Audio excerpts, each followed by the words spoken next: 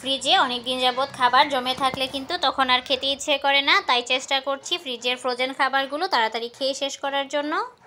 So আসসালামু আলাইকুম, welcome back to my channel. আশা করছি সবাই ভালো আছেন। নতুন আরেকটি ব্লগ ভিডিও নিয়ে হাজির হয়ে গেলাম, আশা করছি সবার ভালো লাগবে। তো ভিডিওতে আমি এখানে মাছ ভাজা দিয়ে শুরু করেছি। এখানে পাঙ্গাস মাছ ছিল কয়েকটা, তো ওগুলো বেজে নিচ্ছি। আর পাশের চুলায় বাচ্চাদের জন্য একটু খাবার রেডি করে দিচ্ছি, কয়েকটা রুটি টোস্ট করে দিচ্ছি আর ডিম পোস্ট করে দিচ্ছি।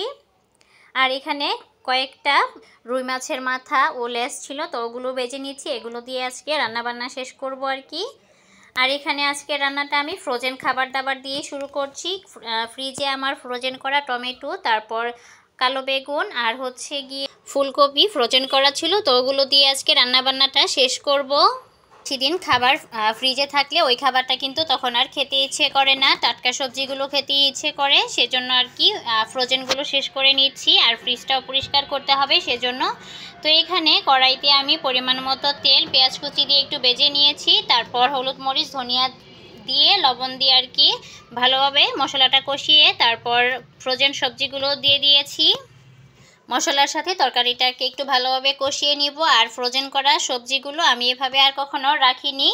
তো বেগুনটা আর কি প্রথম রাখা হয়েছে, তো বেগুনটা খেয়ে তেমন একটা ভালো লাগেনি, সফট হয়নি আর কি, কেমন জানি শক্ত শক্ত হয়ে রয়ে গিয়েছিল আর কি, চাপ দিলে পানি বের হচ্ছে মনে হচ্ছিল। তো আর কখনো এমনভাবে রাখবো না।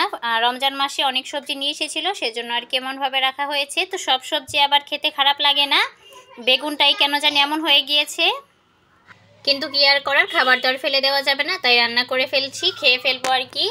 তো এই তো আমার তরকারিটা ভালোভাবে কষিয়ে নিয়েছি, তারপর ঝোলের পানি দিয়ে মাছগুলো দিয়ে দিয়েছি উপর থেকে। তরকারিটা সত্যি কথা বলতে তেমন একটা ভালো লাগেনি, খাবারের জিনিস ফেলে দেওয়া যাবে না সেজন্য আর কি খেয়ে নিয়েছি।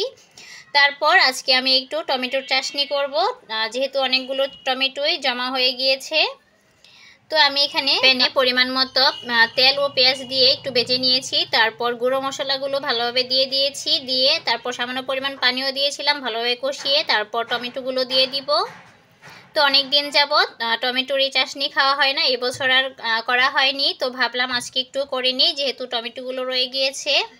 তো এই খাবারটা টেস্ট খারাপ হয়নি, কিন্তু টমেটোগুলো একটু আস্তে আস্তে রয়ে গিয়েছে। টমেটোর চাটনিতে টমেটোগুলো সফট হয়ে গেলেই ভালো লাগে খেতে।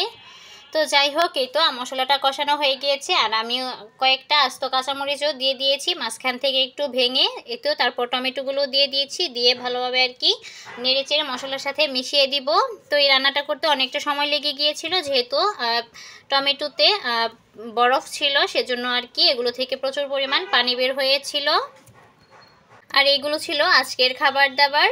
তো ভিডিওটি এখানেই শেষ করছি, পরবর্তী ভিডিও দেখার আমন্ত্রণ জানিয়ে সবাই ভালো থাকবেন, আমাদের জন্য দোয়া করবেন। আসসালামু আলাইকুম, আল্লাহ হাফেজ।